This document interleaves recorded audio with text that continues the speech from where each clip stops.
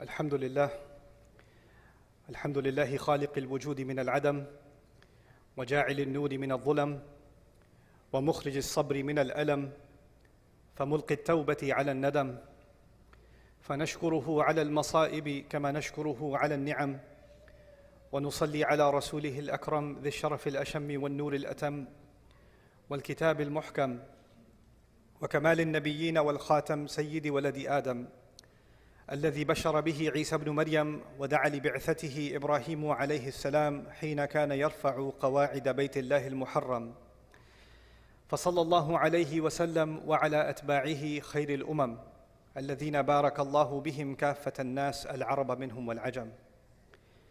فالحمد لله الذي لم يتخذ ولدا ولم يكن له شريك في الملك ولم يكن له ولي من الذل وكبره تكبيرا. والحمد لله الذي أنزل على عبده الكتاب ولم يجعل له عوجا. والحمد لله الذي نحمده ونستعينه ونستغفره ونؤمن به ونتوكل عليه ونعوذ بالله من شرور أنفسنا ومن سيئات أعمالنا، من يهده الله فلا مضل له ومن يضلله فلا هادي له. ونشهد أن لا إله إلا الله وحده لا شريك له، ونشهد أن محمدًا عبد الله ورسوله أرسله الله تعالى بالهدى ودين الحق ليظهره على الدين كله وكفى بالله شهيدا. فصلى الله عليه وسلم تسليما كثيرا كثيرا. أما بعد، فإن أصدق الحديث كتاب الله، وخير الهدي هدي محمد صلى الله عليه وسلم، وإن شر الأمور محدثاتها، وإن كل محدثة بدعة، وكل بدعة ضلالة، وكل ضلالة في النار. قال الله عز وجل في كتابه الكريم بعد أن أقول أعوذ بالله من الشيطان الرجيم: إذ قال ربك للملائكة إني خالق بشرا من طين فإذا سويته ونفخت فيه من روحي فقعوا له ساجدين. رب اشرح لي صدري ويسر لي أمري واحلل عقدة من لساني يفقه قولي. اللهم ثبتنا عند الموت بلا إله إلا الله، اللهم اجعلنا من الذين آمنوا وعملوا الصالحات وتواصوا بالحق وتواصوا بالصبر. آمين يا رب العالمين.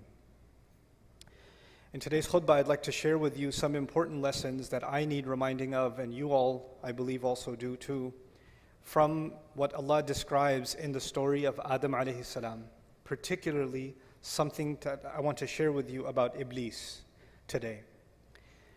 Commonly, people assume that Allah Azza wa Jal created Adam alayhi salam, and then when He created him, He commanded the angels to do the sajda, and they all obeyed, and Iblis disobeyed. This is kind of the simple version of the story that many people are familiar with. But there are details in the Quran that are very important that are missing when you think of the story in this way. Allah Azza wa Jal first announces to all of the angels, and we understand that it includes at that time Iblis among them in this announcement, Inni khaliqun basharan min teen. I am about to create a human being from dirt or from clay. So Allah has, when He's saying this, He has not made Adam yet. Adam alayhi salam has not been created yet, but the announcement has been made that Allah is about to do it. This is khaliqun basharan min teen. And then فَإِذَا, the word إِذَا in Arabic is used for describing something that is going to happen in the future. فَإِذَا سَوَّيْتُهُ وَنَفَخْتُ فِيهِ مِنْ رُوحِي. And when I'm done balancing him, and when I blow into him from my ruh, so it's none of this has happened yet, it's going to happen. Then He says, فَقَعُوا لَهُ سَجْدًا, then fall into sajda before. Now, there's a discussion about lam that I had with a notable scholar many years ago, and I was surprised that a few months ago he agreed with what I said about this. And I'll talk about that in a little bit, but I want you to focus first on the first piece of this conversation. Allah has described that He is about to create our Father, and He has also described the process He's going to use to create us. He says, first of all, I'm going to make him from teen. Now let's pause here for a second. We're not the only creation on this earth made from teen. In fact, all of the animals and all of the species that exist on this planet also are made from teen. So that's the common element between us and the rest of the life that exists on this planet. All of the animals and all of the insects, all of it, that's from teen. Fine. But there's something additional about this creation that He's about to make, our Father, and by extension us, that is more than just teen. There's something more than just this animal presence, this animal existence. And by the way, we have something in common with animals. Animals seek food and shelter. We go to the grocery store seeking food. We go to the restaurant seeking food. We look for shelter too. In fact, those are the two primary things that drive us to get an education and get a job or start a business. At the end of the day, it boils down to food and shelter. What's in the fridge and whether or not you're living in a home that has proper shelter. Are the electricity bills paid? Is the water running? What I'm trying to say is we're just way more advanced at getting food and shelter than animals, but at the end of the day, those are the same basic functions. And then they procreate. They have children. They continue the species, and that's what human beings do too. So in that sense, as far as the continuity of life, we're not that much different from the animal kingdom and from what any other species does. We build homes, a bird builds a nest. We go out and seek our rizq, and the birds go out and they seek their rizq. But then Allah adds, He's informing the angels, why is this creation from dirt different from all the other species that exist? فَإِذَا سَوَّيْتُهُ When I make him balanced, taswiyah is actually to perfect and balance the craft of something. So for example, if somebody's designing, or welding metal, they kind of make sure that the metal is welded completely even, and they have tools to make sure that it's completely straight. That's called taswiyah. So Allah says that there's a level of balance and perfection that is going to be added to this creature that doesn't exist in other creatures. But in one sense, other species physically have way more balance than we do. Monkeys can hang on one arm. They have pretty good balance. Birds have amazing reflexes, right? So this is talking more than just our ability to stand up on 2 feet.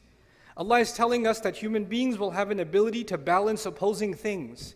They're going to have the ability, for example, to balance their individual needs with the needs of their family. They're going to balance their personal responsibilities with social responsibilities.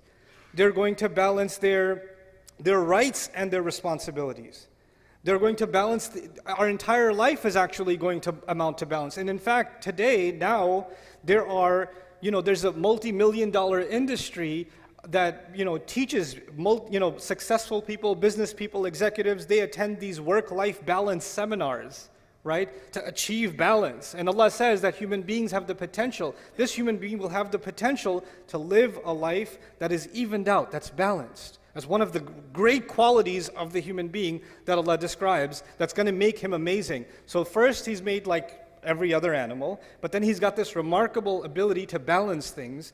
And then he says, on top of all of that, وَنَفَخْتُ فِيهِ مِنْ رُوحِي. By the way, one aspect of balance before I go further is he says, the balance is actually between our impulses, our emotions, and our thought process. So let me explain what that means.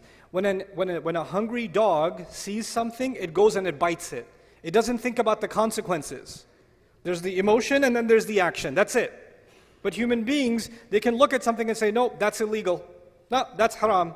No, their mind comes in at work. They think about the consequences. You're getting late for work. There's a red light, right?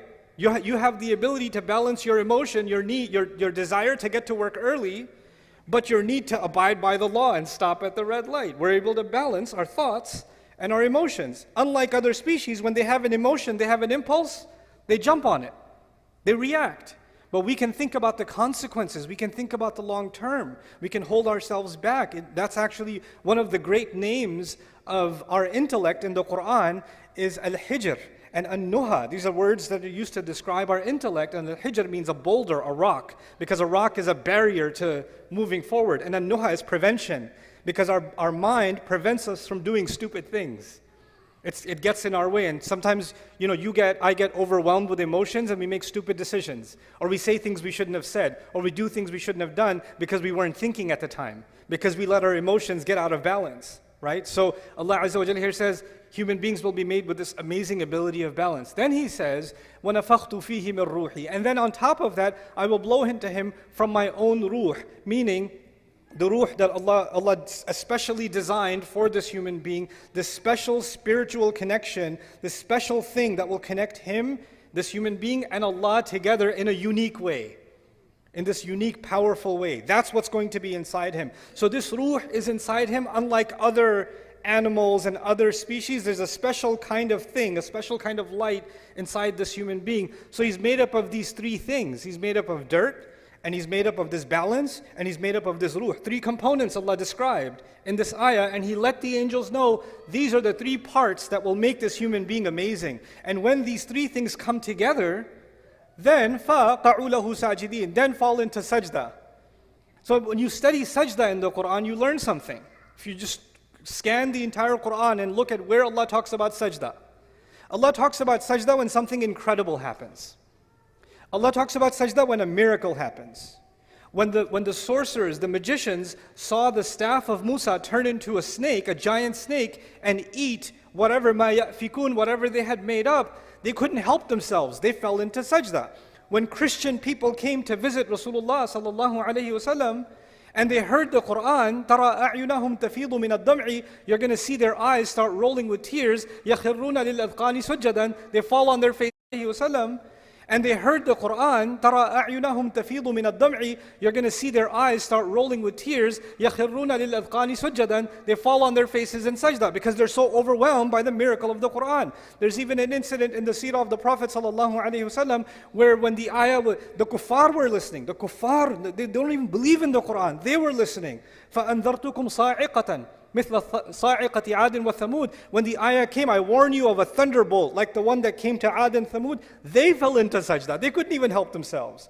They fell into sajda. The Quran is describing over and over again when something overwhelming happens, something incredible happens that Allah does that only Allah could do, that a human being feels so powerful, it's like their knees buckle and their pride disappears, and this thing that carries our pride falls on the face. In every culture, historically, this is the place of pride. This is why the king wears the crown here, not on the wrist. Nowadays, the status symbol is an expensive watch or something that's on the wrist, right? But historically, what is the show of pride in every culture is what goes on the head, right? The turban goes on the head. The crown goes on the head, you know? This is the show of where you stand. There are countries in the world today where they have certain kinds of headgear. Only the locals can wear that. If you wear that, you get in trouble. You can wear a different color. You can't wear, that's their color. That's the elite class, you know? This is our pride. This is our sense of position in society. And you know what? All of that disappears when you recognize the power of Allah. You're overwhelmed by that, you just fall into sajda. That's what the Quran describes over and over again. And Allah is making a claim here to all of the angels. And the angels, it's important to note, the angels don't just see the seen. The angels are creatures of the unseen. So what is invisible to us, like the arsh of Allah, what is invisible to us like the jinn, what is invisible to us like the secrets of the skies. Many of them, the angels, they travel through the skies. So we can be amazed by a mountain or an ocean or a waterfall, the seen world. That amazes us. When somebody studies the universe and looks through an electron microscope, they can be amazed by the vastness of the seen universe. Can you imagine? Add to the seen universe those that have seen the unseen also. How much more amazed by what Allah does are they? And then on top of that, they get to communicate directly with Allah. Allah talks directly to the angels. They're not like us. They have direct back and forth communication with Allah. And Allah is telling them that this creature is so incredible. Of all the vast universe that He created, of all the things that He put in this remarkable seen and unseen kaun, He says this one thing is so powerful that every last one of you should be overwhelmed at what Allah has done when He created Adam. That you should fall into sajda. You should just be like in awe of this incredible miracle of Allah that deserves that all of the angels of Allah, فَسَجَدَ الْمَلَائِكَ كُلُّهُمْ أَجْمَعُونَ, all of them, all together fell into sajda. The thing is, when the staff of Musa alayhi salam incident happened, a few magicians fell into sajda. When a few people heard the Quran, a few, the disbelievers fell into sajda, or some Christians fell into sajda. You find some fall into sajda. And you find in this one incident, every angel that Allah ever created is commanded to fall into sajda. How big of a miracle, how big of a deal is the creation of Adam alayhi salam? How powerful is this creation? When you contemplate that, And again, Adam has not been created yet. This is just the announcement. Why should you be so amazed? What deserves this sajda? What warrants it? Why should they fall on their faces? Well, it's because of these three things. إِنِّي خَالِقٌ بَشَرًا مِّن طِينٍ فَإِذَا سَوَّيْتُهُ وَنَفَخْتُ فِيهِ مِّن رُوحِي. Then, al-fa as-sababiyya, therefore, or thereafter, fall into sajda. The fa could be sababiyya too. Thus you will fall into sajda before him. So now, this announcement is made. And Iblis, we know, heard this announcement also. And if Iblis heard this announcement, he also knows that Adam is made up of three things. I keep saying three things so it sticks in your head. Three things, three things, three things. But we know that when, Allah tells us that when he refused to do sajda, he turns to Allah. He doesn't say, خَلَقْتَنِي مِن نَارٍ وَخَلَقْتَهُ مِن طِينٍ وَسَوَّيْتَهُ وَنَفَخْتَ فِيهِ مِن رُوحِكَ. He doesn't say that. He says, you made me from fire, you made him from dirt. That's just one of those three things, isn't it? There's two more things. And he knows about those two other things. He knows about the taswiyah, the balance of the human being. He also knows about the ruh that is inside the human being. But when he complains to Allah that you made him from dirt, he pretends that he doesn't know about those other two things. But he does. He fully knows. This is a really important thing that I want to highlight in these brief moments in this khutbah. There's hundreds of lessons in the story of Adam alayhi salam, but I hope I can do some justice to this one lesson that I want you to take today. And that is that when he denies these other two things, he knows that if he acknowledges those two things, then he has to acknowledge how incredible the human being actually is. But if he only acknowledges the dirt, if he only acknowledges the mud, then what's the difference between Adam and a horse? What's the difference between Adam and a cow and a monkey? They eat, he eats. They get shelter, they get shelter. They have kids, he has kids. He's just an evolved animal. That's all. Okay, so he can stand on his 2 feet. Big deal. What's the big deal? He's just an evolved species. There's nothing more to him. There's nothing more to him. So he deliberately denies two components of our existence out of the three. Two of them, he denies them, and if he accepts them, then he has to accept the supremacy of what Allah has made, the remarkable thing Allah has made. Now, he hates humanity. He blames Allah for giving us this position, and he swore that he wants to not only see Adam alayhi salam fail, because if you hate Adam, then you got Adam expelled from Jannah, you should be like, I'm good now, I got my revenge, feel better. Nah, he doesn't feel better. He's like, now I'm going to get his kids, and now I'm going to get his family, and now I'm going to get their kids, and their kids. And he keeps ruining human beings time and time and time and time again, and the rage of his fury doesn't go away. He doesn't feel any better after getting revenge or destroying. He doesn't feel any better. So the thing is, how does he destroy human beings? He does many things to destroy us, but one of the most important things he does, which is actually, now I get to talk about the topic of my khutbah today. One of the things that we learn from this passage and these ayat of the Quran is that Iblis did not want the human being to be acknowledged as something worthy. And his greatest success, one of his greatest successes, if he can convince you and me that in fact you're not worthy.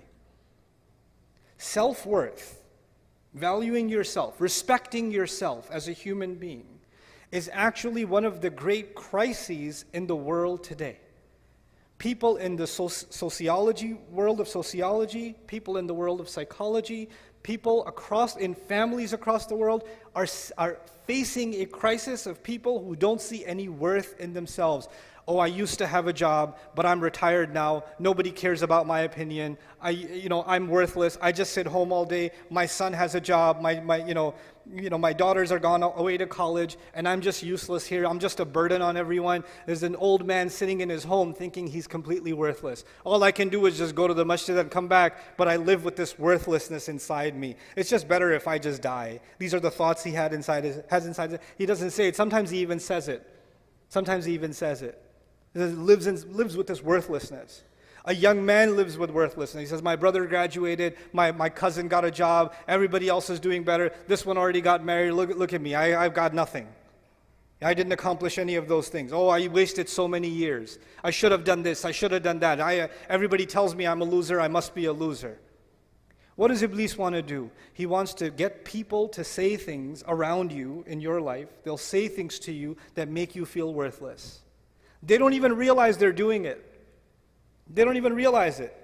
But they're having this effect on you when you start thinking, yeah, maybe I am worthless. Maybe I'm not that big of a deal. I'm a nobody. I'm a nobody. And you know what that does? Once you develop low self-esteem, you don't value done this, I should have done that. Everybody tells me I'm a loser, I must be a loser. What does Iblis want to do? He wants to get people to say things around you in your life. They'll say things to you that make you feel worthless. They don't even realize they're doing it. They don't even realize it. But they're having this effect on you when you start thinking, yeah, maybe I am worthless. Maybe I'm not that big of a deal. I'm a nobody. I'm a nobody. And you know what that does? Once you develop low self-esteem, you don't value yourself, then you're always thinking the only way I will be valued is if somebody else values me. If somebody else approves, then I have value.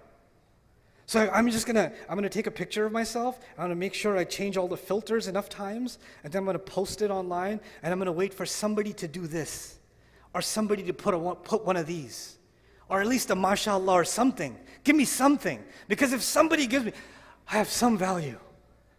Okay, now what do I gotta do? I need more value, because I'm worthless again. I haven't posted in 2 days. I need to get back on. I need to feel valued again. When you don't have enough value for yourself, you're always looking for value from where? Somewhere else. Someone else. Always looking for somebody else's approval. Always looking for somebody else's compliment. You didn't say anything. You didn't. So what do you think? What do you think I should do? What do you think of this? What do you think of that? Constantly asking for somebody else's opinion. Because without it, you're worthless. And then you become afraid. When you have low self-esteem, then you can't deal with any of your rights. Like, people can walk all over you, they can humiliate you, and in your head you're like, yeah, I deserve it. I'm scum anyway. I mean, I deserve even worse. And then what's even better is Iblis comes to those in your life sometimes, and he says, hey, say this to him. Say, you know what? I know I treat you like a dog, but you deserve worse than that. So you should be happy that I even treat you this much. Okay, you're lucky to even get this much treatment. And you hear that enough times, and what happens? You start internalizing it. Because human beings, even if you reject something at first, if you hear it enough times, you start getting influenced by that. You start seeing yourself that way. You start developing a hatred not just for others, but also for yourself. And then this rage inside you is always like, my opinion doesn't matter. Everybody else's opinion matters. My voice is no good. Everybody else's voice is better. My presence is a burden. I have nothing to offer anyone. When you start developing this is a great victory of shaitan, because shaitan says, that's what I was saying, man. That's exactly what I was saying. Just dirt. Look at him. What balance, what ruh. And what does Allah do? Before you and I even came on this earth, because of what our father was given, which we have been given, the creation of our bodies, then on top of that, the taswiyah, and on top of that, the ruh. He gave us an honor above all of Allah's creation, and all of Allah's creation see us as a miracle of Allah, worthy of all the angels falling into sajda, in awe of what Allah has done, in amazement at what Allah has done. So now the angels in the heavens are impressed with you, and you're not impressed with yourself.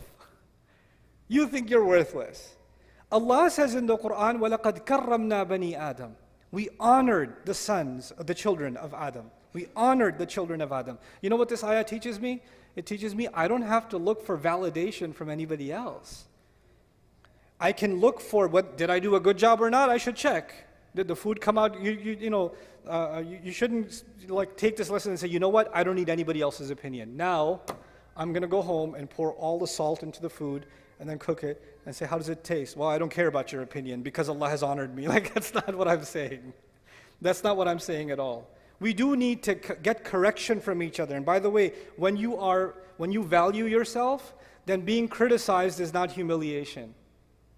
When you truly honor yourself, when you truly realize your worthiness, then you realize that if someone is criticizing me and saying, hey, you said this incorrectly, or you need to improve this, or this could be better, then they're doing me a favor to help me improve.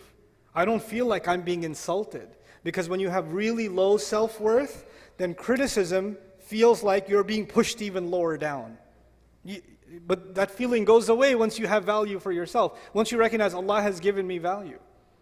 Then you start seeing correction or criticism as an opportunity to grow. It's not humiliating anymore. But this is one side of the equation, that we value ourselves. But Iblis, he's got multiple tactics. And I talked about balance in the beginning. One of the things Allah gave us is balance. Nowadays, because people are no longer, the majority of the world is no longer interested in educating itself through books or reading or long study. In fact, if a video is more than 30 seconds, move on. And then they say, you know what they call that? I've been doing a lot of research. No, you haven't. You've been swiping TikTok. That's not called research. But I've been doing a lot of research into psychology. No, you haven't. A 3-minute YouTube video was not research into psychology. You haven't studied anything. Right, but we've become accustomed to quick sound bites, quick kinds of education. And as a result of that, we want quick validation. And one of the things that's happened in a lot of this social media environment is one subject that keeps coming up is self-love, self-worth, self-esteem, which is what I'm talking about too, but you can take that too far. You're amazing. You're the best. Believe in yourself. You. Nafsuk, and you're like, yes, nafsi. And you become like obsessed with, I'm awesome. I'm amazing. And then some parents do this to their kids. You're the best. You're the best ever. You're the princess. The little 4-year-old girl. You're my princess. Everybody else is ugly. You're the prettiest. You're the best. And this little girl turns into a monster. She goes at school and she goes, the princess is here. Kiss the ring. Like she develops this like inflated sense of self. Our worthiness before Allah is something that should make us humble. Allah gave me such a high position, I better put that to work. I want to give you this by analogy. Imagine somebody gave you didn't believe in yourself, you don't think you're that good, but you applied for a job anyway, right? You applied, they're like, I'm pretty sure they're not going to hire me.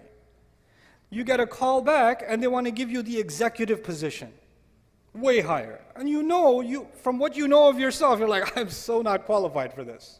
But you get put in that position anyway. Now once you get put in that position, I want you to think about, and I want myself to think about, what's going on in my head inside? Am I thinking, the boss is here. Watch out. That's my chair. Or are you thinking, I have been given such a high position, I better live up to this. I better up my game. I better learn more. I better become more adaptive. I better, honor this role that I've been given so I can actually prove my worthiness. So the honor was given to you first, even before you got a chance to prove yourself. The healthy attitude would be, I need to live up to this. Like it or not, now I'm here, I better step up. You understand? On the flip side is someone who gets that position without having earned it and then says, you know what else is there to do? I already got this position.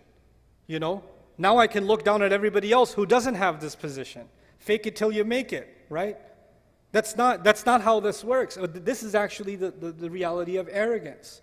So on the one hand, we value ourselves, but what we actually are supposed to value is the potential that Allah gave us. We're supposed to value the ability to make the effort that Allah gave us, not the things that Allah gave us.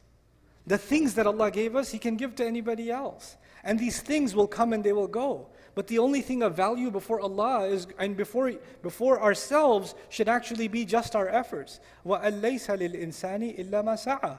Human beings will have nothing of worth on Judgment Day except the efforts that they made. That's it. That's all that's going to matter. So what's this balance between confidence and humility that has to be struck? Because too much self-worth will turn into arrogance.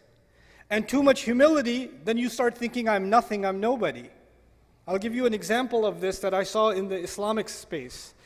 I was at a university many years ago. There were almost no Muslims in the university. 5 or 6 young men that are Muslim students in the university, right? And there's no masjid for like 100 miles. So they've got to make Jumu'ah by themselves, these 5 young guys, right? And one of them is a Hafiz Quran. So obviously it falls on him to kind of prepare something, learn a little bit, to be able to give the khutbah and to lead the prayer. And he won't do it. He won't do it. And then you go to him and say, hey, why won't you give the khutbah? Akhi, I am nothing. I'm just a faqir. I know I'm my worthlessness before Allah. How can I stand on the mimbar of Rasulullah sallallahu alaihi wasallam? Because I know that I'm not even worth the dirt of the feet of the ulama that are here. And he starts giving you this whole humility talk about how, no, I'm nothing, I'm worthless, I'm useless. And I tell him, I know you're useless, but still, the thing is, if you don't do it, this guy is going to lead the prayer in English. Get 20% off with code GOBI20 at GobiCashmere.com. Get and gift better sleep this holiday season at Raymore and Flanagan. Get the bed of your dreams for as little as... He's going to say, oh, God is great. And then he's going to... That's what he's going to... So you know what? You kind of have to step up, bro. You got to step up. You've been put in a certain position. This is not about arrogance. You're confusing the need for confidence with arrogance. This is a time to show confidence. But too much confidence, now if you imagine he starts giving the khutbah, but then there's somebody else that comes along and says, hey, this week we have a scholar. Oh, why is he taking my spot? I like my spot. Why you got to take my spot for? Can't you give him like Saturday khutbah or something? I don't know. Is there an alternative? Because I'm kind of used to having the main stage, right? So now there's arrogance. So there's this balance between confidence and humility that has to be struck. And that's what Allah Azza wa Jal defined as one of the most amazing qualities that human beings have, that Allah gave inside of us. There's this spiritual and there's this material.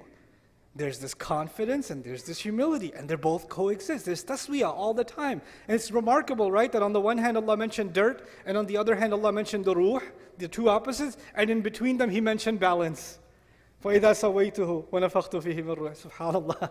Like our entire life is supposed to be a struggle to find that balance, to find that real worth in ourselves, so we're not looking for it in other people, we're not looking for it in things, we're not looking for it in posts, or engagement, or followers. We're not looking for worth in the clothes we're wearing. We're looking for worth in what we give to Allah Azza wa Jalla. And if you're an old gentleman or you're retired and you feel like you have nothing to offer the world, stop thinking this way. Every one of us will be a learner until the day we die. There's no age where you should stop learning. And the more you're learning, the more you're enriching yourself. And the more you enrich yourself, naturally the world around you gets enriched. There's more wisdom you can offer. There's more you can give. Somebody, and this is the last thing I'll share with you, a gentleman who passed away recently that I knew about, an elderly gentleman who had retired many years ago, and he was just living at home, and he spent his entire day just studying and learning and studying and learning. And when he passed away, his children, because he hadn't had a job, so if you look at it from a material point of view, he was kind of a financial burden on the family, trips to the hospital all the time, and what are we going to do with him? Who's going to take care of him? But on the other hand, when he left, all those kids and his grandkids and all of them, you know what they remember? The things he used to read and he used to share, the wisdom that he used to share. And that those little bits of wisdom, you don't know, they might change that grandson's life. There may be a time where, just like Allah describes Yusuf alayhi salam, لَوْلَا أَرَّآ بُرْهَانَ رَبِّهِ. Yusuf alayhi salam heard some bits of good counsel from his father Yaqub when he was little, and so many years of his life he held on to Islam. The only tarbiyah he had were some words of wisdom he heard from his father years ago, right? So no goodness is worthless. No good effort is worthless. No human being is worthless. Find value in yourself that Allah has already given you. May Allah Azza wa Jal allow us to value ourselves, see our worth, and not allow shaitan to make me and you see ourselves as someone worthless or unworthy or someone who should be stepped on or should be punished. We should stop doing that self-hatred, and may Allah allow that self-value never to turn into arrogance. Barakallahu li wa lakum fil Qur'an al-Hakim wa nafa'ani wa iyyakum bil ayati wa dhikr al-Hakim.